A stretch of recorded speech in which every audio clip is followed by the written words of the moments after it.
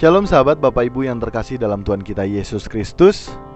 New chapter message hari ini berjudul Kehilangan Nyawa.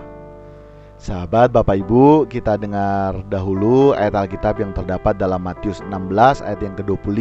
Demikian firman Tuhan.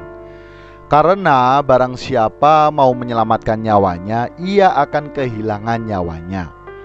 Tetapi barang siapa kehilangan nyawanya karena aku, ia akan memperolehnya. Sahabat Bapak Ibu, sebagai pengikut Kristus yang orisinil, maka kita harus rela kehilangan nyawa kita bagi Tuhan. Artinya kita harus rela meninggalkan segala sesuatu untuk Tuhan. Dan hal tersebut dikalimatkan beberapa kali dalam kitab Injil. Nah, itu merupakan syarat mutlak dan tidak boleh ditawar, bahwa kita harus rela meninggalkan segala sesuatu untuk Tuhan. Kita harus rela kehilangan nyawa. Nah, standar ini tidak pernah berkurang loh sahabat Bapak Ibu.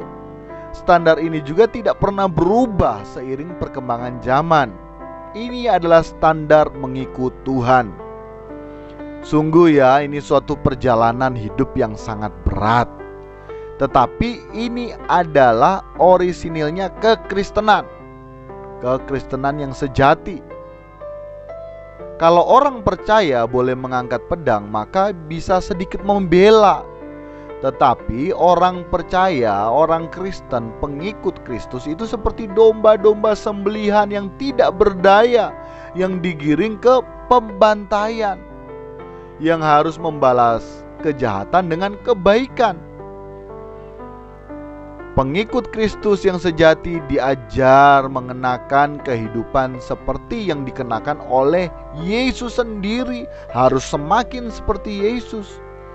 Nah, jika hal itu benar-benar terjadi, maka orang percaya barulah dapat disebut sebagai pengikut Kristus.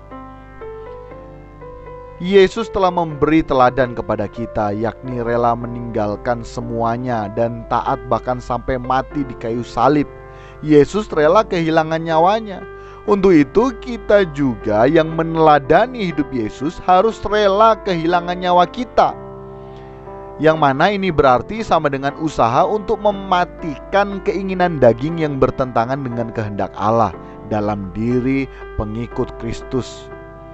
Ini adalah tindakan untuk memadamkan cita-cita pribadi, ambisi pribadi, keinginan pribadi, kemudian sepenuhnya mengarahkan diri untuk melakukan kehendak Allah. Jadi wajarnya sebagai pengikut Kristus harus bisa, sebelum kita mati secara fisik dan dikubur, kita terlebih dahulu memasuki proses kematian manusia lama kita untuk menghidupi manusia baru. Nah, hal ini sama dengan kehilangan nyawa. Pelayanan gereja juga harus dapat mengarahkan jemaat pada level ini. Tentu saja untuk itu sebelum seorang pembicara atau seorang pendeta berkhotbah, ia harus terlebih dahulu memperagakan kehidupan seseorang yang kehilangan nyawa. Ini juga berlaku bagi kita semua yang menyatakan diri sebagai pengikut Kristus, orang Kristen. Demikian di chapter message hari ini, kiranya memberkati kita sekalian. Salam berkemas pulang, salam serupa dengan Yesus. God bless you all.